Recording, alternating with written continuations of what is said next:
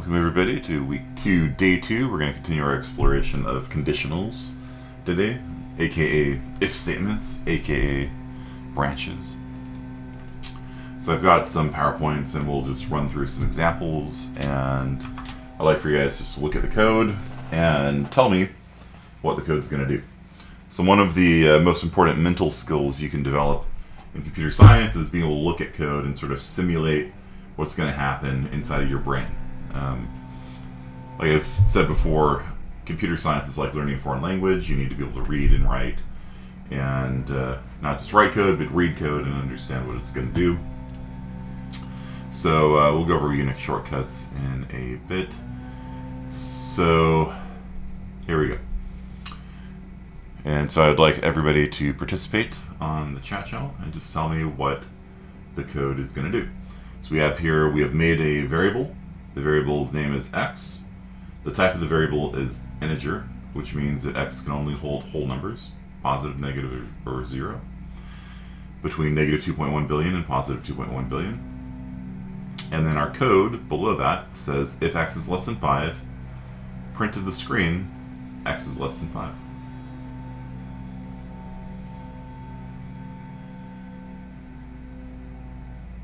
Yes, I know x is less than 5, but what is it going to print?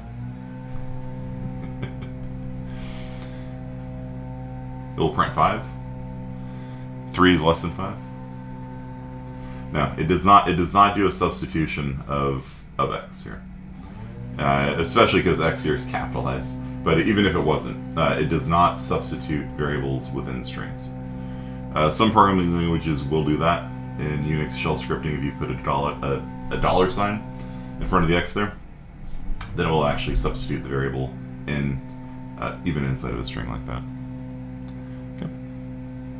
It has no input, and it will output x is less than 5. Yep. Okay. Next one up, we're making a variable named x of type integer, who's set to 10. We have code that says if x is less than 10, print yippee. Otherwise, print woohoo.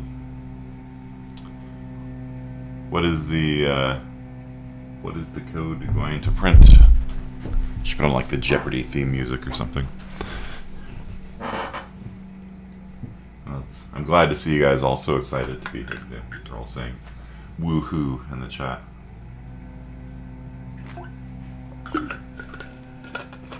Which is of course correct. So notice that I don't have the curly boys here. There's no curly braces. I have them here. I didn't need them here.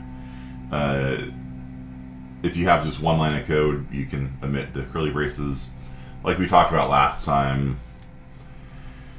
when you're a new programmer, you should always probably just use curly braces, maybe until you get used to it. I don't know. Yeah, so you don't need the curly braces either here or here. It's fine. It's sort of a style thing, and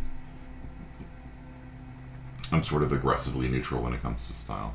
There's some things that are just horrible and wrong and make your eyes bleed, but when it comes to cases like this, I just, assume a stance of neutrality. What drives a man to neutrality? I've seen Futurama. Okay, so we're making a variable named x. This time it is initialized to 12. If x is 0, remember this is double equals, not single equals. Single equals is assignment. Double equals is equality. 1 equals is assignment. 2 equals is equality. Do not confuse the two. So if x double equals 0, we will print out A. Otherwise, if x is equal to 7, we'll print out B. What does this code output?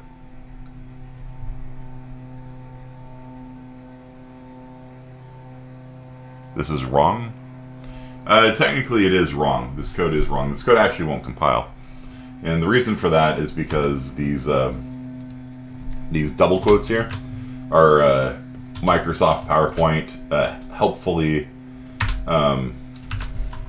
doing what are called smart quotes. So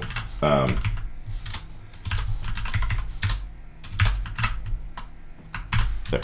This code is not wrong anymore, sadly.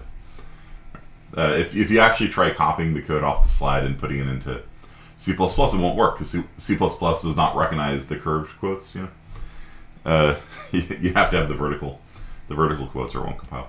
So I've actually had students copy and paste my slides before, and these I fixed. These I did not. So just be aware that if you copy and paste things with double quotes in it like that, C++ is like, I've never seen this man before in my life. What are these smart quote things? Okay. So yeah, this code here will print nothing. Did I go over the quiz? No, I'm going to do that next, actually. Else if. Okay. So x is equal to 10. If x is less than 0, print x is less than 0. Else if x is less than 10. Sally, was that what you were saying, why it won't compile? Because of the smart quotes? Or did you have some other reason why this would not compile?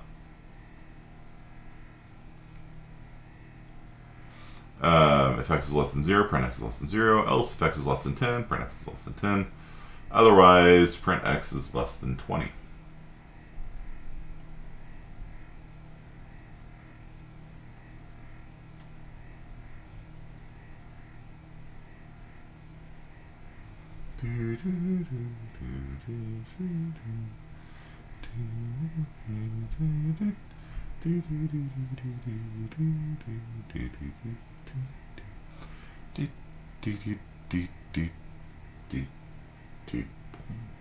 Yeah, x is less than 20. X here is 10. So what happens when you run this code? It goes one at a time down the line. Okay. So the first thing it does is it compares the value of x to 0. Is 10 less than 0? No. So it skips over everything within the curly braces here. And it goes to the next branch. Otherwise, which means if that one's false, then it comes down to here. Is 10 less than 10? No, it is not. So it skips over this one as well. It comes to this one. Is 10 less than 20? Yes. If what are between the smooth parentheses, the regular parentheses, is true, then it executes everything between this open curly brace and this closed curly brace. Okay. So it'll print x is less than 20. So let's do this again with x is equal to, okay, 9. Sure. What is it going to print now?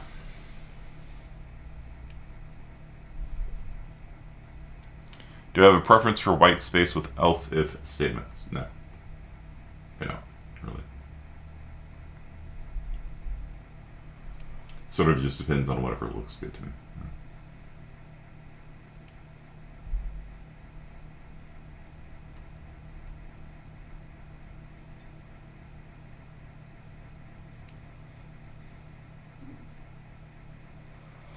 Yep.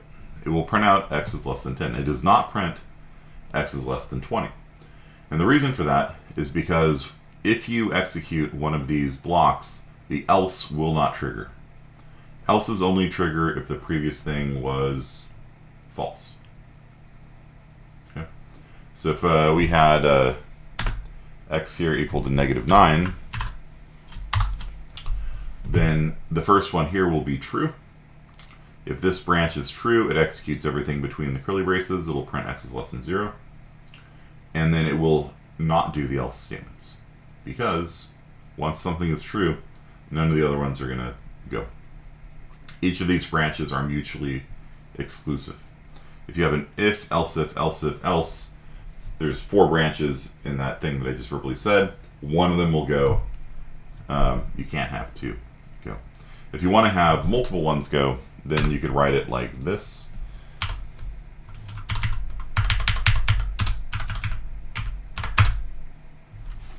If you did it like this, what will it print? If x is less than 0, print x is less than 0. If x is less than 10, print x is less than 10. If x is less than 20, print x is less than 20.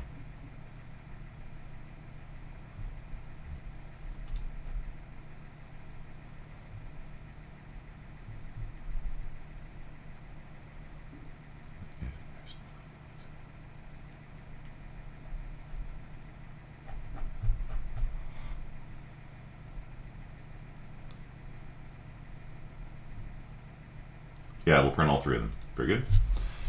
All right.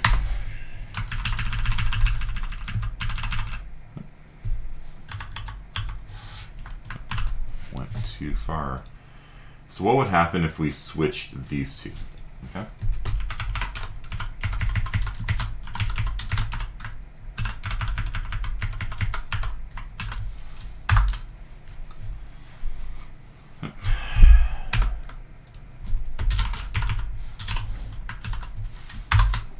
What will it print if we switched the second and the third case?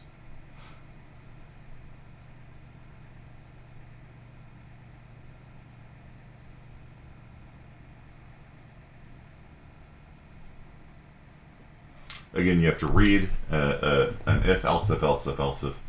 You start at the top and you work your way towards the bottom. The first time something triggers, the first time something is true, that's the one that runs. It skips the rest. Okay. So x is not less than 0 because x is 0. So it skips that one. Comes down to here. If x is less than 20, which it is, 0 is less than 20, then it will print x is less than 20, and then it skips the rest. Because this only will activate else. If x is less than 20, do this. Otherwise, do this. This otherwise doesn't activate, right? If this one is true, then it will just skip over it. It won't even look at it. Even though technically it's true, right? It's true that 0 is less than 10, right? It doesn't look at it because once one of these branches fires, it just goes down the line. Bloop, bloop, bloop, bloop. Once it fires, it skips the rest. Okay. Yeah, we wouldn't use break in a case like this. Shook. All right, so let me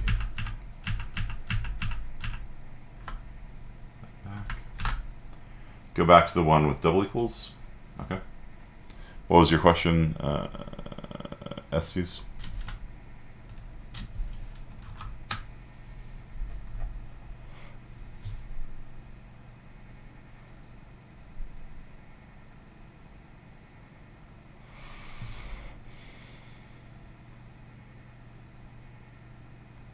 Yeah, if they're all if statements, then they can all, if there's no else's, then they all just go one at a time, and they can all or none activate. Right? Use else to make things sort of mutually exclusive. If you took out the else's, then they could all execute, or none of them, or one of them, or two of them. They're no longer mutually exclusive. And there's not one right answer or wrong answer. It just depends on what you need your code to do. Okay. Int x equals 12, if x double equals 0. Just need to look at it, sure. My PowerPoint presentations are on Canvas. Everything's available. You can take a look at them. If you want to cheat and find out that it's going to output C, you know, you can do so, I guess. Kind of lame, if you ask me. I'm not saying you're going to do that, but my point is that all the PowerPoint presentations are on Canvas, so you can review them whenever you want. Okay, so here we have the if, else. Okay.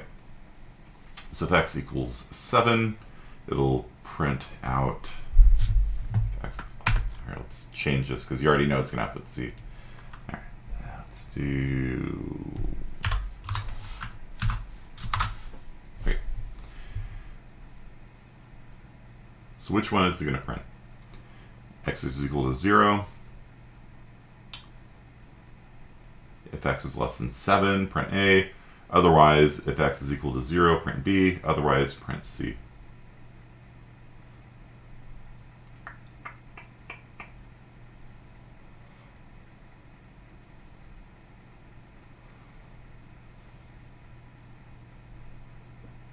I mean, the slide says it outputs C, but I did change the number here. So I wouldn't necessarily believe this anymore. A and B. These are mutually exclusive. It can't print A and B. If it does one of them, it skips the rest. If it does this one, it skips the rest. Okay. So you got a mix of answers here.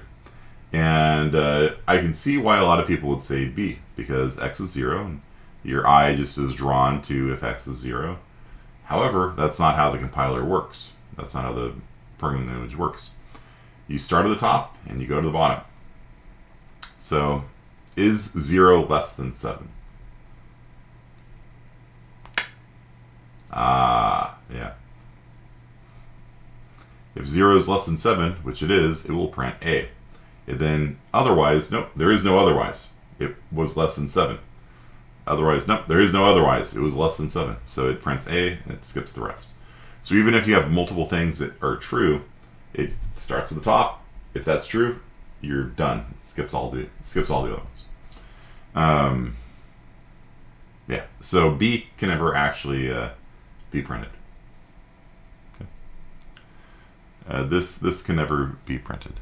What if else if x equals 0, return 0? If you put a return 0 there, if you did this,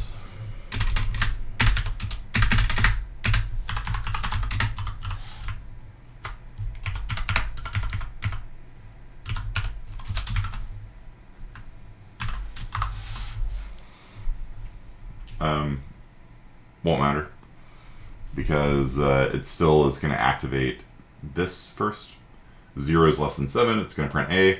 Then otherwise, nope, there is no otherwise. It was 0 is less than 7, so it skips everything between the curly boys. Otherwise, nope, no otherwise, this was true. So it'll just print A again. Now, if you're asking what happens in a branch like this, this bails out of whatever function you're in. If you're in main, it'll quit the program. So if somehow this branch was able to be taken, which it's not because 0 is less than 7, this one will always prevent this one from activating. But if this branch, let's say we change it to like 100 or something, it would print B and then it would quit if you're in main. Okay.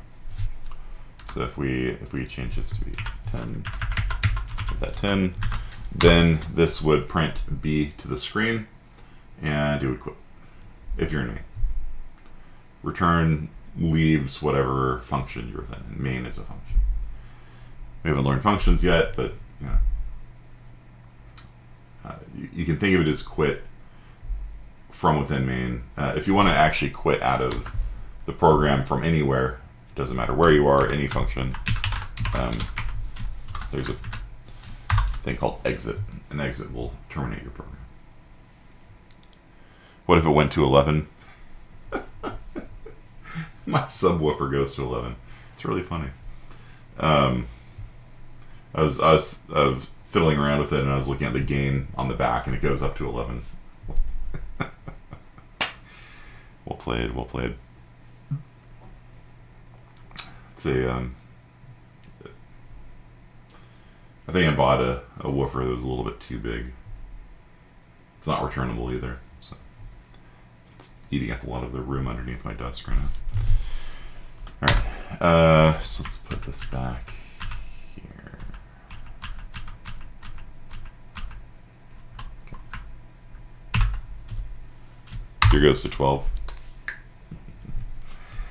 Okay, so yeah, let's take a look at the quiz and see how y'all did on that one.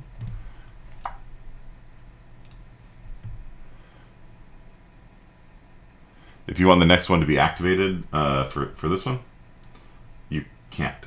Like the way this if statement is structured, it is literally impossible for this one to activate. So if I wanted it to work kind of like the way that you'd probably think it should work, I should switch these two parts, right? So the first one should be if x is equal to 0, double equal to 0, and the second one would be x is less than 7. Then I could have both activate the way that you would probably assume that it would activate. So let's take a look at the quiz from the 16th. And look at the quiz statistics. I always like to do this to see, okay, alright, it's doing pretty good. Alright, normal integer has a range of negative 2 billion to positive 2 billion. It's a little bit more, but if you need to know what that little bit more is, you're probably in trouble in most cases. No, integers don't have decimals in them. Okay. Okay, so if x is equal to 10, okay, all right. So if x is less than 10, print out cheese wheel. Otherwise, if x equals 10, double equals 10, or train yourself to say double equals instead of single equals. If x is less than 10, print cheese wheel. Is that true? Nope. 10 is not less than 10, so we move on to the next one. Is 10 double equal to 10? Yes, it is. So we're going to put Naruto. And then it skips the other ones. Skips the others, because 10 is in fact equal to 10. What is the most accurate way of describing what string variables hold? So strings hold 0 or more characters or letters. So you can have an empty string, just double quote, that's fine. 1 letter is fine, 2 letters is fine, 1 word is fine, a paragraph is fine, a sentence is fine, all of Hamlet is fine. I do have Hamlet on the server. You can stick all of that into a string if you want. Scientific notation numbers, nope, that is floats and doubles are scientific notation numbers. 2 or more words, I can see why you would pick that, whoever it is that picked that, because they do hold words, but they can hold 0 words, not 2 or more. And numbers from negative 2 billion to positive 2 billion, not at all. Yeah, that's an integer. Integers hold numbers from negative 2 billion to positive 2 billion. Strings hold letters. What is discrimination index? Where? Oh, on Canvas. Yeah. Are we discriminating against students? No. No, that's not what it means. Let me show you. It's the quality of the question, essentially. So this tells us if it's a good question or not. So did good students do better on this question than bad students? So if you have a question where your good students are all flubbing a question, or they're not doing very well on it, then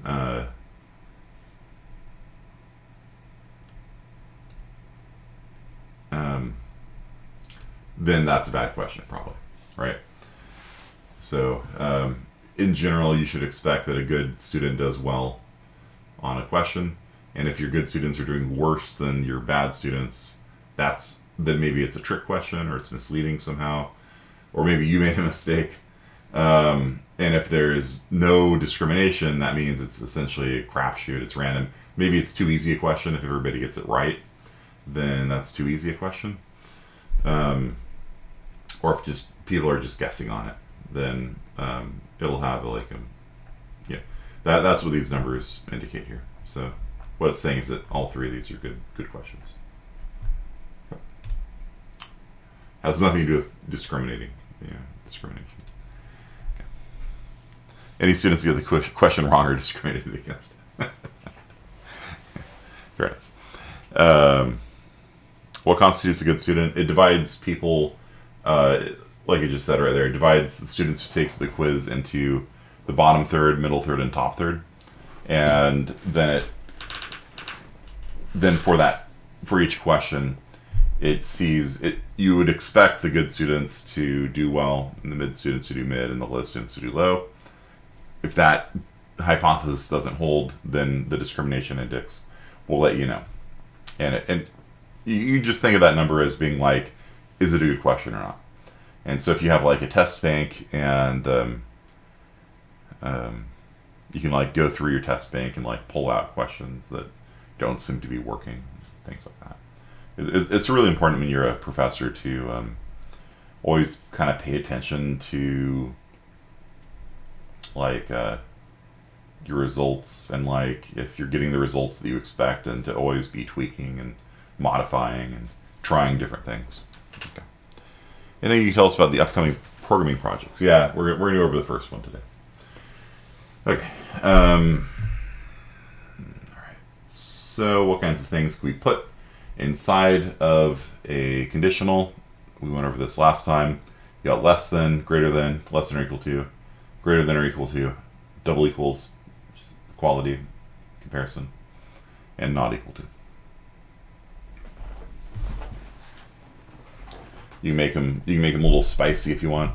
Like you can put algebra on one side, that's fine. Yeah. And then you can combine things. You can combine multiple comparisons using these logical operators here. And there are, it's technically on the previous slide, there's really three logical operators. There's and, or, and not. And you can write and either with double ampersands, or you can write it by just typing out and. You can do or by doing two vertical slashes, or you can just write out or. I typically try to write out the words. For one thing, it makes it easier for students to understand what's going on, because it doesn't look quite so much like a foreign language with strange symbols everywhere. A lot of experienced programmers will disagree with me on that. I mean, they've been programming this way since the 1980s. Why stop now? And yeah, it's fine. So in 90% of code online, you're going to see people using double ampersand or double vertical slash. A lot of people don't even know these things exist. But for me, I find it a lot more readable. The real reason, though, why I do this is because there is a single ampersand and a single vertical slash. And if you type out and or, it prevents you from doing those by accident. And those are something called bitwise operations. If you remember the caret, we talked about the caret operator, shift 6. People think it's POW. It's not.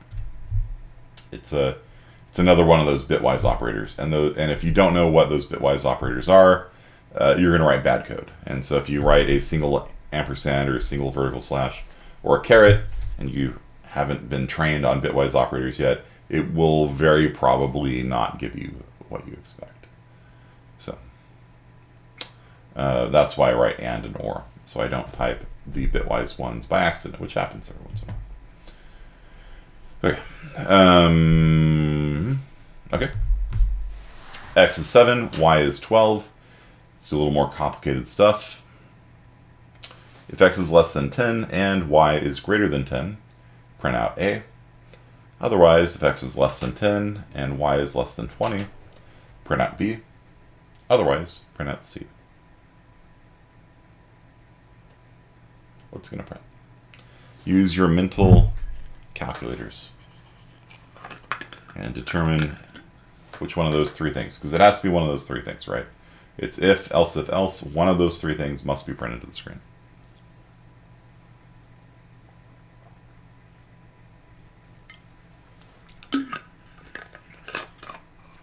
Yep, it is A. Indeed, it is A. Okay, so what if Y was 10? What would it print out? X is 7, Y is 10. What would it print?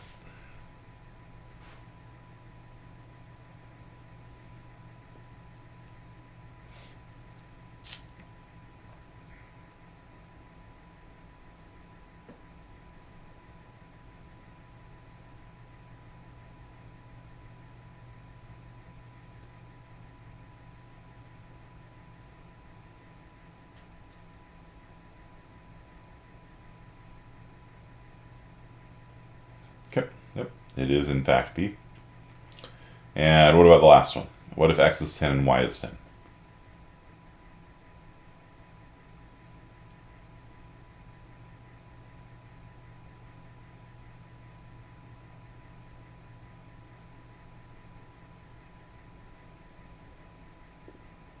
It is in fact C. I see. All right. So, you guys seem to be getting this.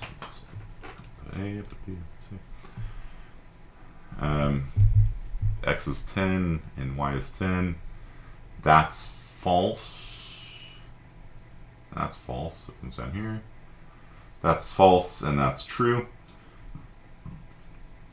In order for an and to be true, both sides have to be true. In this case, if X was 10, this left side would not be true. Both sides have to be true in order to take an and. So then it'll just up at C. C. All right, so banking referral system. And by the way, banks actually do things like this. Like if you have a large amount of money in your bank account, they will excitedly pull a banker over to come talk to you. If you go to the teller, they'll oftentimes refer you to a a banker, and the banker will come by and give you more personalized service if you have a lot of cash in your accounts. So, so we have here a little program that is going to refer you to a personal banker. If we're going to go through this in a second. And if you are young or make over $1 million a year, the manager will come out. Okay. Happens to you every time. I know, me too. I get very excited every time I go into Wells Fargo.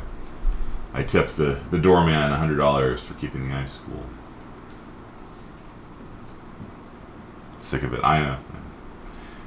I don't know if you guys got that. That was a Goodfellas reference. Okay. So, when we run this, print out Welcome to Wells Fargo, enter your age and income. So it reads in their age, reads in their income. These are doubles, which are double precision floats. So these numbers here can hold decimals. So you can have an age of 15.1, negative 5.1. Your income can be scientific notation. I obviously need scientific notation to hold my income, right? And it just is not good enough. So it will read in their age and it'll enter their income. You can stack up input statements like this if you want. If they typed in something wrong, like if they typed in Bob, you can't put Bob, which is a string, into a double. So this is how you check for error. If the user typed in something wrong, something that doesn't fit into the variable, if you have a integer and you try typing a decimal, it will, like if you type in 0.51, it will not work. So this is how you check to see if the user typed in something bad. If so, we're just going to quit. We're in main, I assume. If age is less than 0 or age is over 130, we're doing something called vetting the input. What is a double? A double is a double precision decimal. So floats get around 6 or 7 significant digits. Doubles get twice that. Actually, a little bit better. They get around 14 or 15. Can't remember off the top of my head. So doubles are double precision because you need all the precision you can get when you're working with banking, trust me. In fact, they usually don't use scientific notation because they don't like rounding pennies off. You're 20.1743292 years old. So, this concept, though, is really, really important. So please, everybody, pay attention. Hopefully you're paying attention the whole time. But this is actually really important. Because there's a lot of programmers, professional programmers included, who don't vet their input. The first thing you should always do whenever a user types in something is make sure that what they typed in makes sense. Okay? It's impossible to have a negative age. You know what I mean? Like, you can't be negative 10 years old. Maybe if you're a time traveler or something, but in the real world, you can't have an age of negative 60.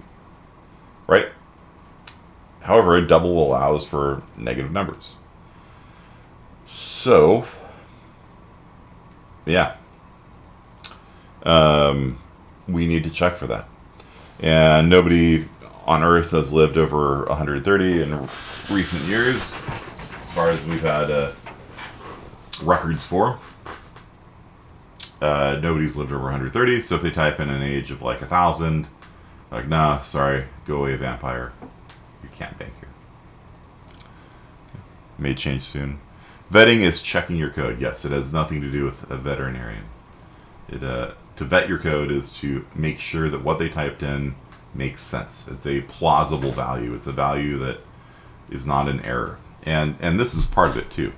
Like if they typed in squirrel when they were trying to type in a float, squirrels don't fit into doubles, right? So it'll throw an error, and you have to quit in that case. All right. Does the float allow for negative numbers? Yes, it's scientific notation.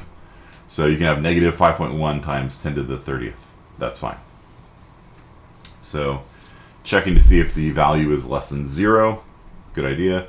I would probably make that like age is less than 5, because if there's a 3-year-old coming in to talk to you, it's probably something's wrong. Right? And so if they type in a bad age, either, and this is saying if their age is either less than 0 or over 130, then it prints out bad age and quits. Not CN means that CN becomes false when an error occurs. Okay. CN's not a Boolean, it's not a float, but it kind of works like it in this case. So if you check to see if an error occurred with the input, you do it like this. So in English, this means, did an error occur? Did the user try typing in something the type system does not support? So doubles hold scientific notation numbers. If you try typing in the letter C and hit return, C is not a scientific notation number. It can't put it in. It's trying to jam the letter C into a floating point number. It doesn't work. It throws an error. And that's how you check to see if an error occurred. Okay.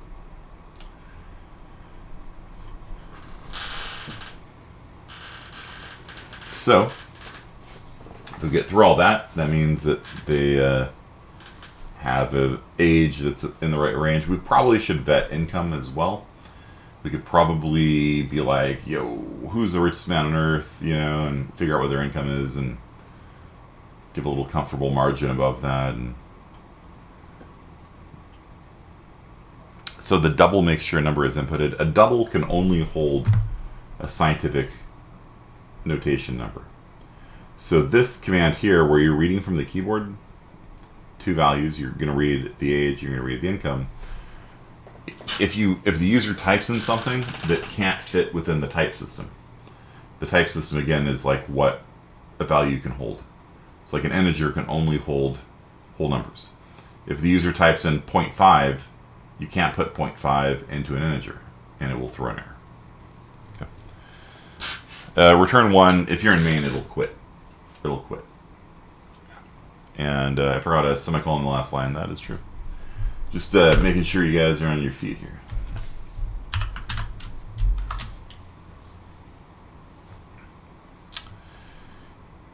The Rothschild family. Yeah, whoever the richest person is. Just set that as the max income and give it a good, comfortable margin. And, nobody can have negative income, right?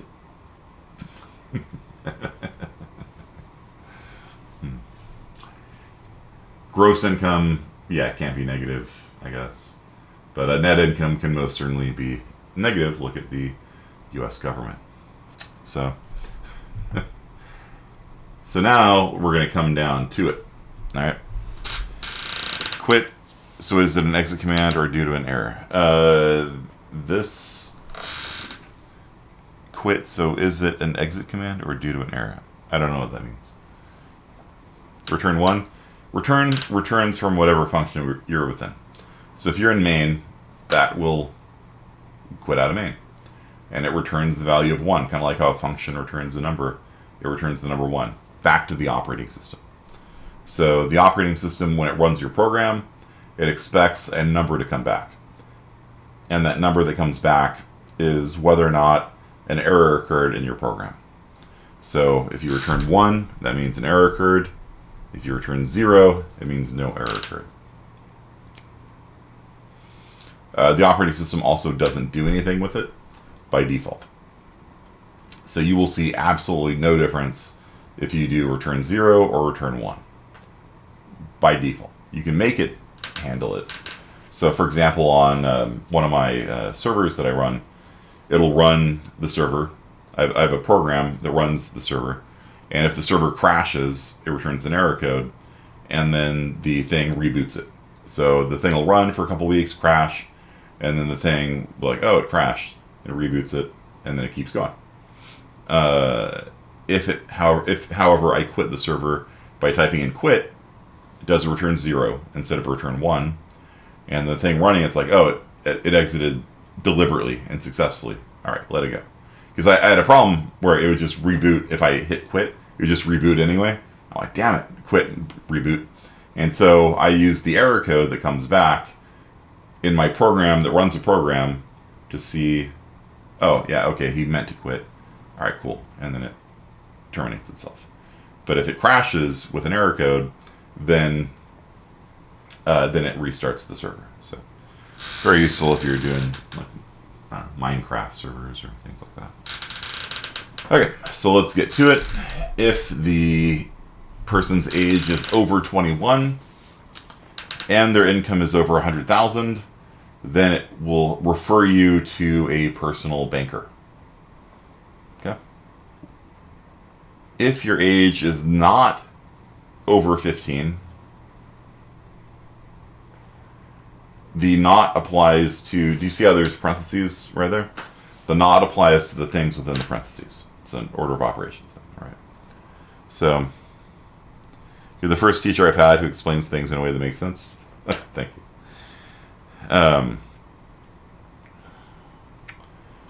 So if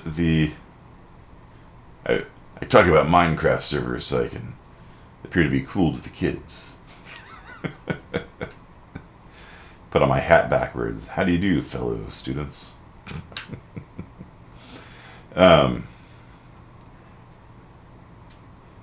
What if you had to compare multiple if, else functions? Would you continue to carry on to the next else? Yeah, don't worry about loops for now, Tanoka. If you have an if, else, one of those 5 branches will run. If the if is not true, then it goes on to the next one. If that one's not true, it goes on to the next one. If that one's not true, it goes on to the next one. If that one's not true, it does the else. So if you have if, else, one of them is going to run. And the first one that runs, and then none of the other ones do. This, however, is not at the bottom here, this is not an else if, right? So you can both get, in theory, a personal banker and the manager to come out. So, the bottom one says, if their age is not over 15, greater than or equal to 15. So what is another way that I could have written that? Rather than writing, if their age is not over 15, how could I have rewritten that to be a little simpler? What if none of them is true? If you have an if, else, none, not true, then the else runs. Else does not have a conditional attached to it. Else runs when everything above it is false.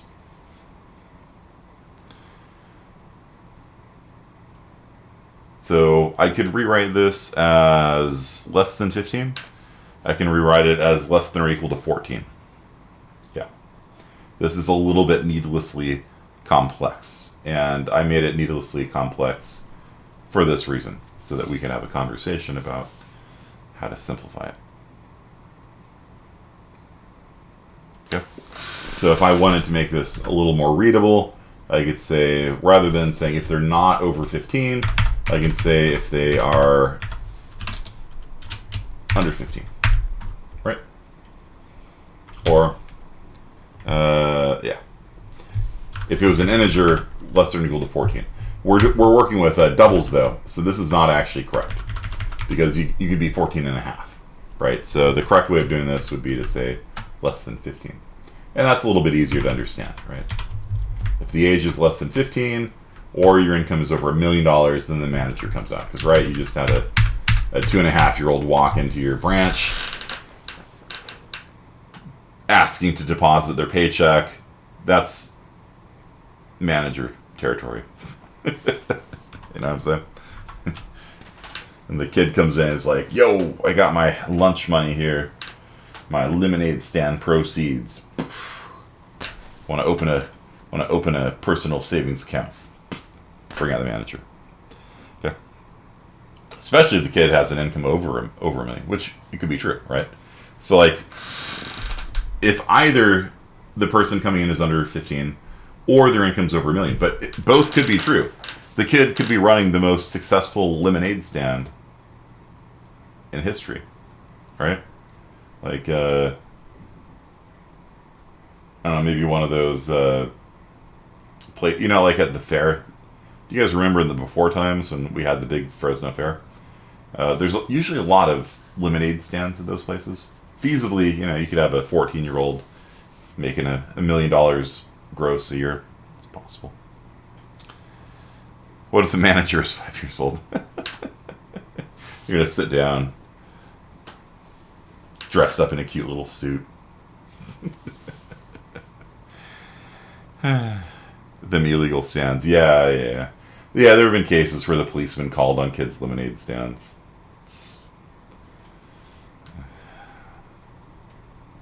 Okay. Can strings hold white space? Yeah, they can. So you could do this personal banker like that. And if you put extra spaces here, those extra spaces would show up in the output. So the only time white space really matters is when you need to separate a word, right? Like if you typed if not cn return 1, that doesn't work, right? You need spaces to break up words, right? But it doesn't matter if you had one space here or if you had like 500 spaces. It doesn't matter. You just need a space to break up words. But in cases like this would actually parse just fine. It looks horrible and horrendous, and I wouldn't recommend you do it, but you could. Likewise, if you get rid of the space here, it looks horrible and horrendous. It would parse. So, when we say white space doesn't matter, it does if it makes things ambiguous. I think actually that might be the only place where it actually matters here. Because you need a space between double and age, because otherwise it'd be double age, right? So you need a space to break up words. But like if you took out the space here between age and 0, or between 0 and the equal sign, like it would actually compile just fine. So you can take out the spaces here, that'd be fine. Drive-through lemonade stand. Yeah, 15-year-old on Shark Tank. Okay, fair enough. But that doesn't matter because we only care if they're under 15. Early Dogecoin investor. Yeah, that's actually the really funny thing, because Dogecoin used to be like $0.000001 or something like that, and then it got like pretty close to $1 per Dogecoin. So if you'd tossed like a couple $100 into Dogecoin back in the day, you'd be really, really wealthy now if you'd sold it at the peak. Okay, so let's go ahead and talk about your first homework assignment. Do I want to save it? Sure. Okay, so on the server, only hold diamond hands. So stupid. What's the point of investing if you're not going to sell? Alright, so CD simple calculator. So what you're going to do is you're going to make this program. So when you run it, it's going to print out, do you want to do addition, subtraction, multiplication, or division? I would like to do addition, sir. Please enter two numbers. I would like to know what 2 plus 2 is. The answer is 4. Hope I didn't blow any minds there. Alright. I would like to do subtraction, please. 2 minus 2 is 0. I would like to do multiplication. 2 times 2 is also 4. I would like to do division. 2 divided by 2 is 1. We'd like to stop. So that's what you guys got to do. So you're going to write a program that prints out that string there. Do you want addition, subtraction, multiplication, division? You have to print it out exactly as it is here. The single most common source of bugs on this assignment over history is students don't spell addition right, or whatever. make sure you spell the words correctly, because the way that this is graded, after you've written your program, so you're going to be, let me push it out to you guys, deploy homework to my CSAT 40 class for fall 21. You get simple calculator. So if you check your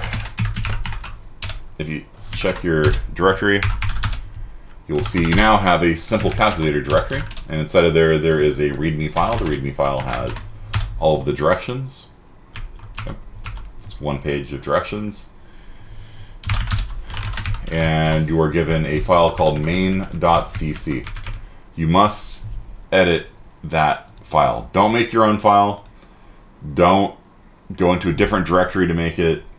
Don't do anything fancy schmancy, make files in Visual Studio Solution. No, none of that. There's a file here called main.cc. It's a blank file that just has good luck, have fun in it. You can delete that, that's fine. A lot of people leave that in for some reason. I'm not sure why. Come on. Do I have caps lock on? Okay. A lot of people leave this in. I don't know. If you want, good luck. Have fun. So you have to write a program from scratch. Use the magic. Hashtag include IOStream. Using namespace standard. Main, open, close, smooth parentheses, open curly brace. Do you want to stop decimals in the outputs? No, it is integers only. And the reason for that is that grading decimals is rough. So if you get error, then it marks it as wrong when it's not wrong. Where were the instructions? So if you go into the directory and type ls, there is main.cc. Main.cc is where you will do all of your work. And there is a file called README. README has the directions. Okay. And so you can type vim README as Min Crowley said, and that will tell you step by step everything you need to do. You first prompt the user with a string, addition, subtraction, multiplication, division. Make sure you type that exactly. If you want, you can copy it and paste it. So you just select this here. You might as well give the double quotes too. If you select something in PuTTY, it automatically copies it to the clipboard. No, not for you guys. Sorry. You guys have mouse support turned on. So you have mouse support turned on, you can't copy things easily. Can I explain 8? Sure. Bonus points. So there is a secret Easter egg that will give you extra credit.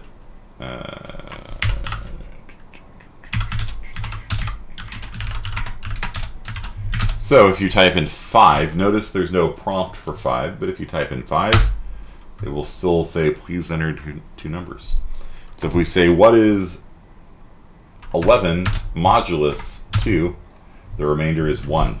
So if you add in support for modulus, you will get extra credit on the assignment. If you can do the first 4, doing the 5th one, pretty easy. Copy, paste. Okay. You will have a week to do this assignment. It is worth 5 points, which is half a normal assignment because it's pretty easy.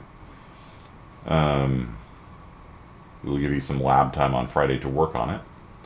What is modulus? Modulus is that. Modulus is the remainder operator. So whenever you do integer math, there is separate operators for the quotient and for the remainder.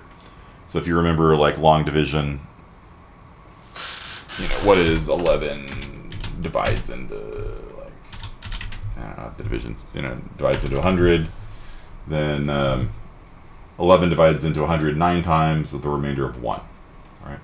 And so you get the quotient by doing that. You get the remainder by doing that. Okay. So whenever you do integer division, in integer division only, you will get two. You can get 2 numbers out of it: the number of times it divided in, and the remainder. So yeah, let's go through how you submit it. Here's the cool part: you don't. So So if I become Sally again, I can also jump into any of your accounts.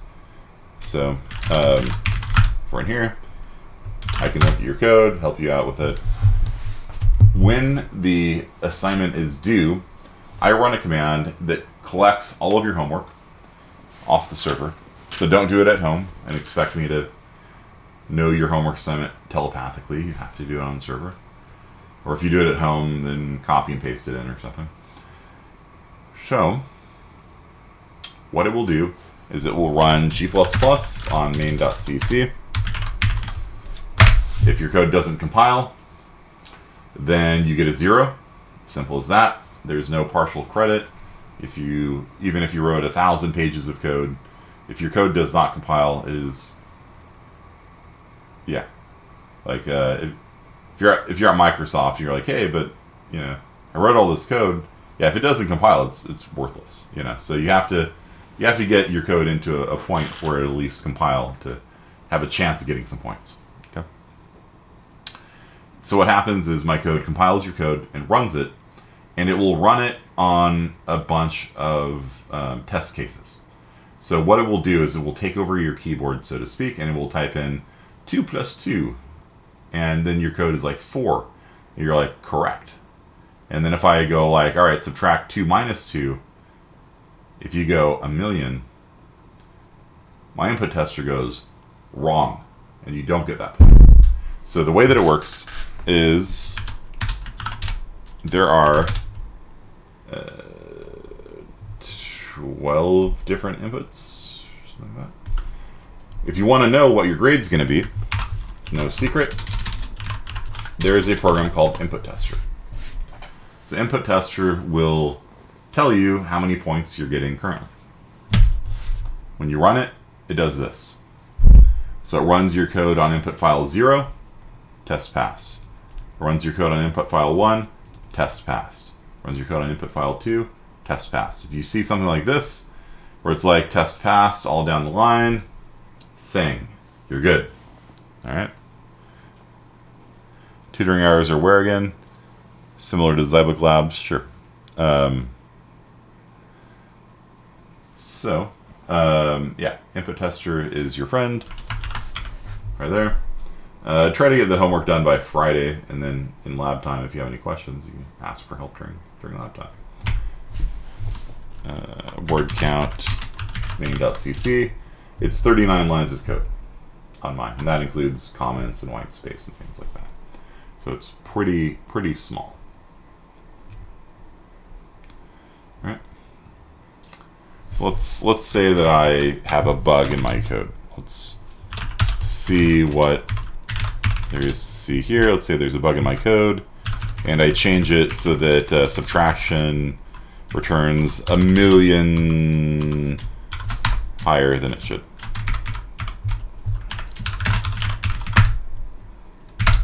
So if I do addition, 2 + 2 is 4. But if I do subtraction, 2 - 2 is 1,000,000. Okay? So I have a bug now in my code. My code is not working correctly. So if I were to run the input tester now, what happens is, oh, look at this. Your code outputs, or my code outputs 9999999. Glorious Bastards reference. Here is the right answer. So the code was supposed to output -1. Your code outputted 99999. It's wrong. If you want to know what the input was, this is actually just a text file. Okay. So you can actually just select this. Remember, when you select something in PuTTY, it automatically copies it to the clipboard. And then you can just view the input file. So it's subtraction, and it's subtracting 9 - 10. So you can think about it in your head. Okay, 9 - 10. 9 - 10. Oops. Should it be 9999999? No. Should it be -1? Yes. Okay. So if you look at this, it will tell you what the input is, and you can look at the output, the correct output as well. Okay. So this is how the autograder works. It just goes through each one of these input files, feeds them into your program, and compares them with diff is a comparison program. It compares your program's output with the correct output. If they're correct, test passed. If it's wrong, it will tell you this is what you're doing, this is what I'm doing. Just integers, yeah.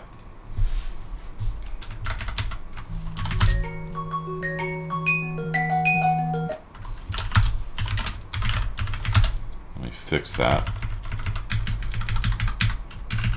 This is the reference program, so it would be a bad idea to have that. 10 minus 5 is 5. Okay. If I left that in there, then all of you would get test case 2 wrong. It's supposed to be 9999999. What? Okay. All right. Any questions about the homework? One of the things that's really important is to vet the input. So don't allow division by 0. Don't allow modulus by 0. Okay.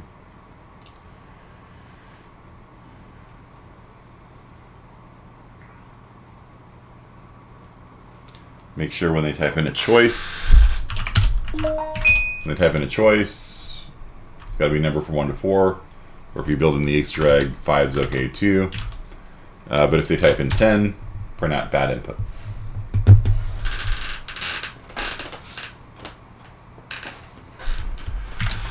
If you do a division, you say, what is 19 divided by 0? Bad input.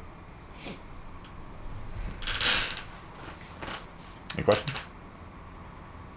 So you're going to have to do a little bit of vetting of the input.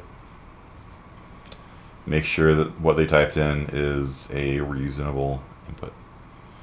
When are you going to upload our Zybooks for week 2 to Canvas? I'll do that after class. Right now. It'll be on Conditionals.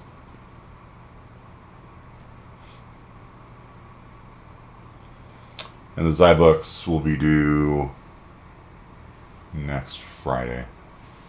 I'm going to give you 9 days to do the Zybooks. This shouldn't take you too long. I accidentally made a bunch of swap files. What did you do? If you hit Control Z, it'll background a thing. So you need to type FG to foreground it. So just quit out of whatever Vim you're in and type foreground, and then you'll foreground it, then quit, then foreground, then quit, then foreground, then quit.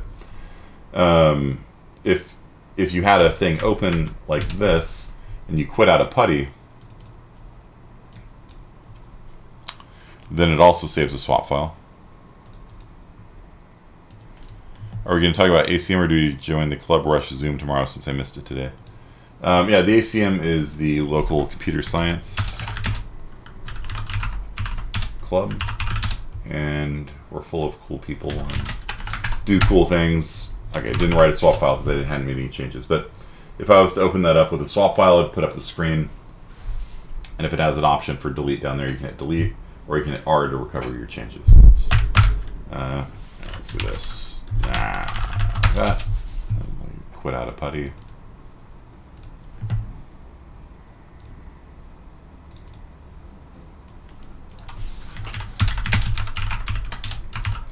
So if I were to open up README after I quit out of putty with it open, I'm going to get a swap file because it saves your changes.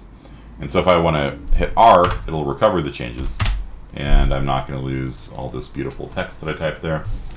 And if I run it again, it'll tell me again until I deal with it, right? And it'll keep saying it over and over again. So once you're confident you've recovered, type D. D deletes the swap file, and then it won't appear. If it doesn't give you an option to delete it, D, that means you have that thing open in another instance of them.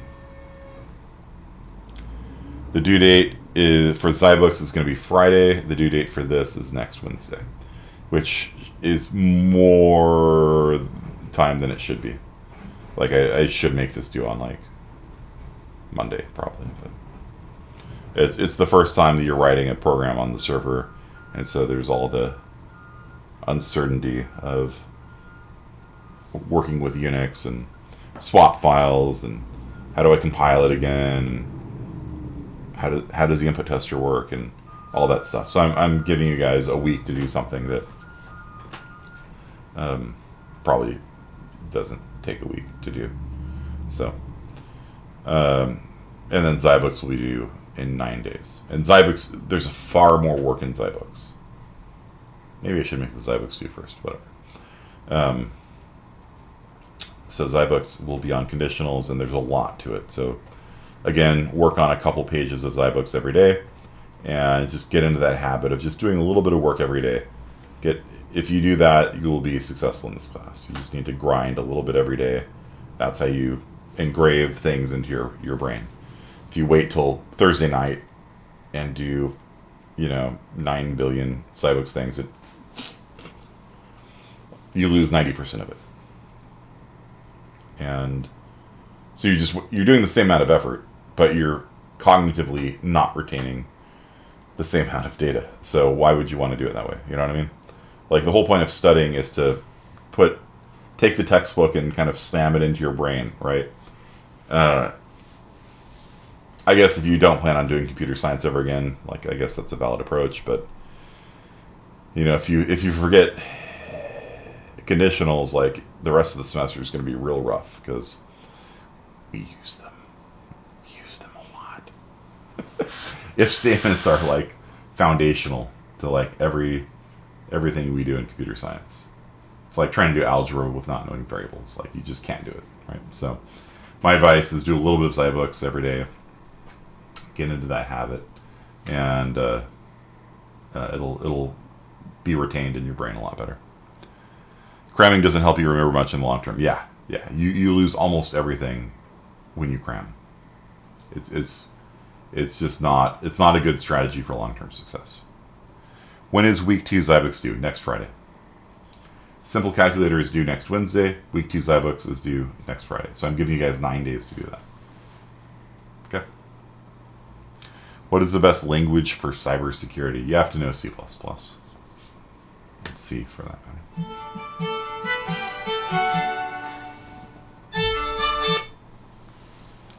Not this Friday. No. Definitely not this Friday. Okay. Any other questions? Python? Yeah, sure. Python's cool. It's a nice language.